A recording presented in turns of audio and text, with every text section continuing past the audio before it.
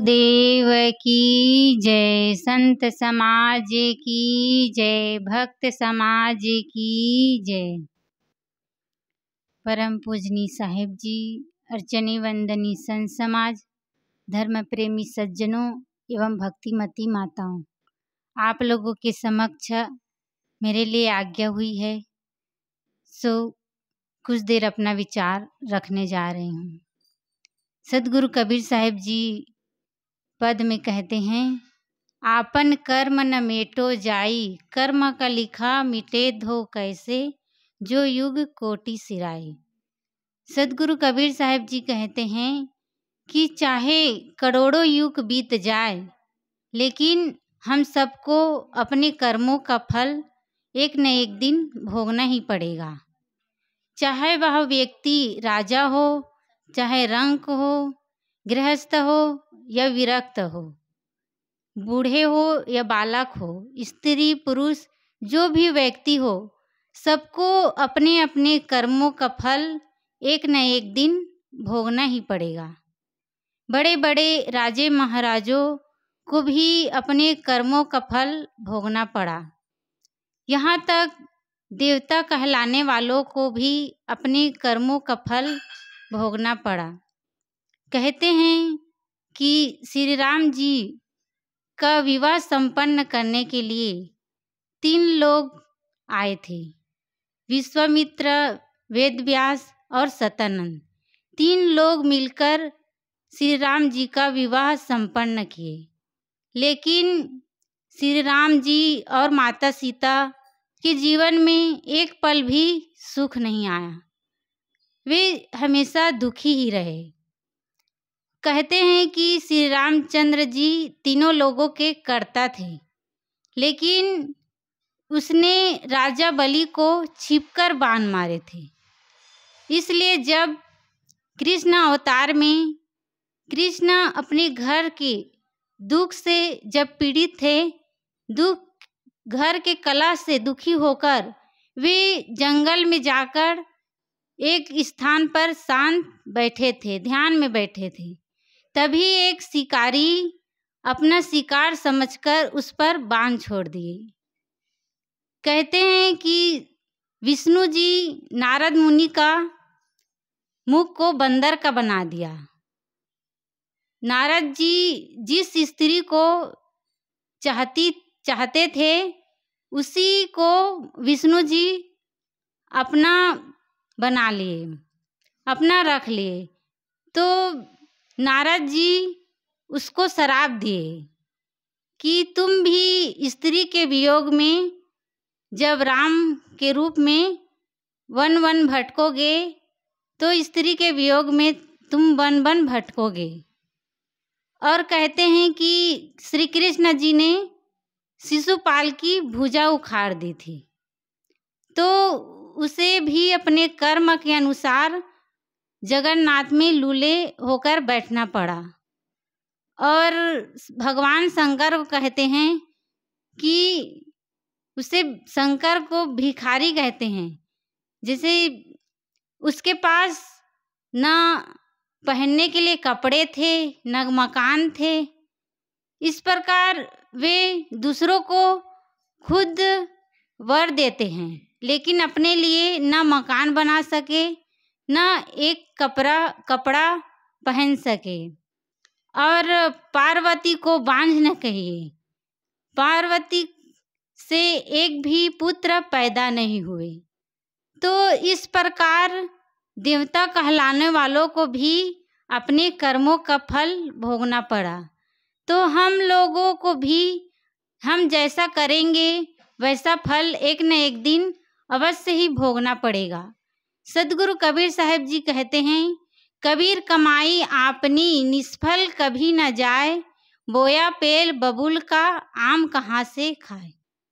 हम बबूल का पेड़ लगाएंगे तो हमें कांटे ही मिलेंगे, यदि हम आम का फल लगाएंगे तो आम खाने को मिलेंगे। खेत में हम धान लगाएंगे तो धान काटेंगे, गेहूं लगाएंगे तो गेहूं काटेंगे।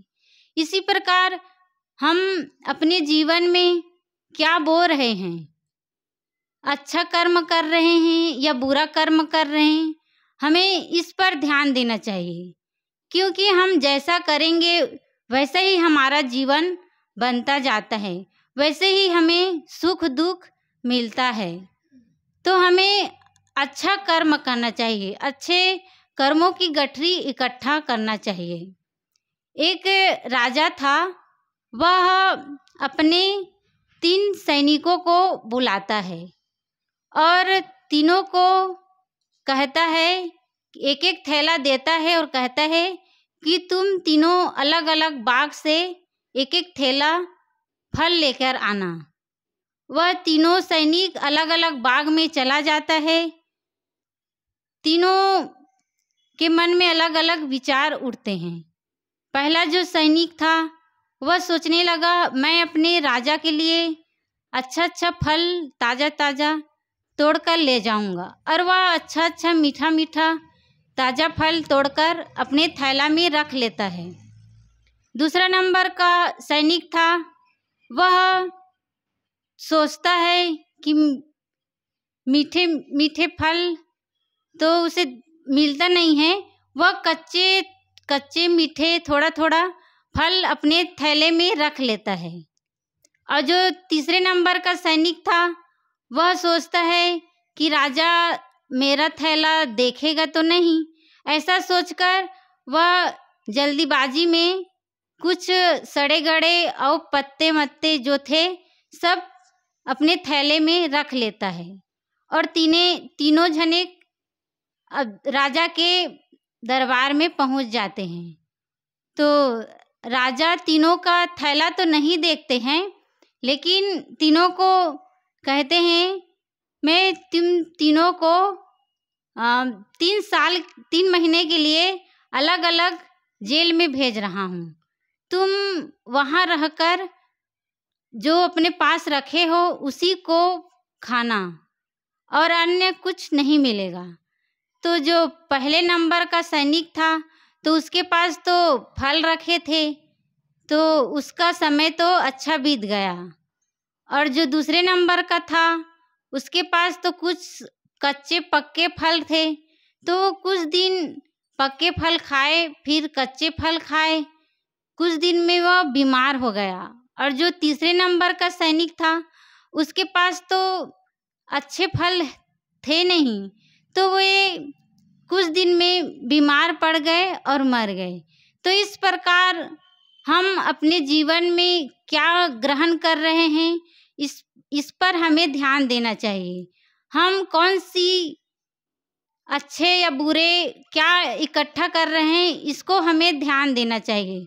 हम लोगों के साथ कैसा व्यवहार कर रहे हैं, हम कहीं हमारे द्वारा जीवों को कोई कष्ट पीड़ा तो नहीं हो रही है, इस पर हमें ध्यान देना चाहिए। और लोगों के साथ अच्छा व्यवहार करना चाहिए, क्योंकि हम जैसा करते हैं वैसा ही हमें मिलता है। प्रकृति का नियम ही है, जो हम देंगे वही लौट कर मिलेगा। इसलिए हमें लोगों के साथ प्रेम पूर्वक व्यवहार करना चाहिए। दया, क्षमा, संतोष, जितने भी सद्गुण हैं उन सबको धारण करना चाहिए, क्योंकि हमें यह सुंदर मनुष्य जीवन मिला है। क्यों मिला है? हमें यह जीवन मिला है, वह भजन, सत्संग और लोगों के साथ अच्छा व्यवहार करने के लिए मिला है।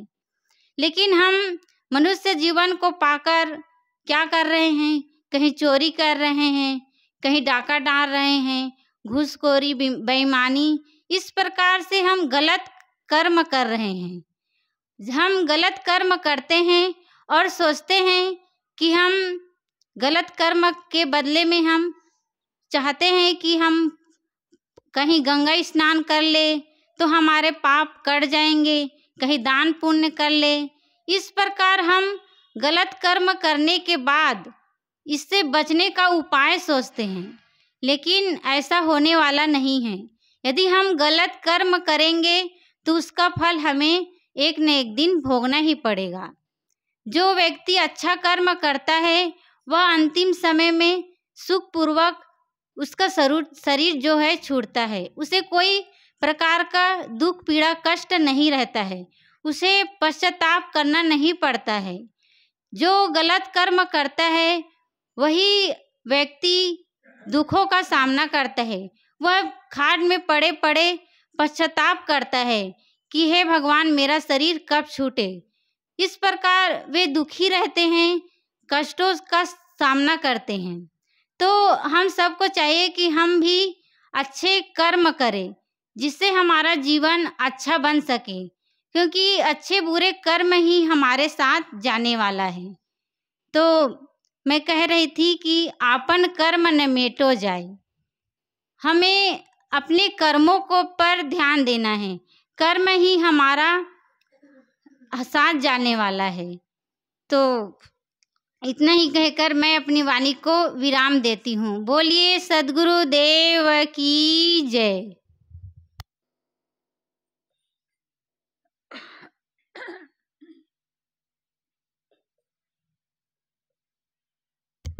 अभी हम सब साध्य साहब जी के द्वारा कर्मों पर विचार सुन रहे थे।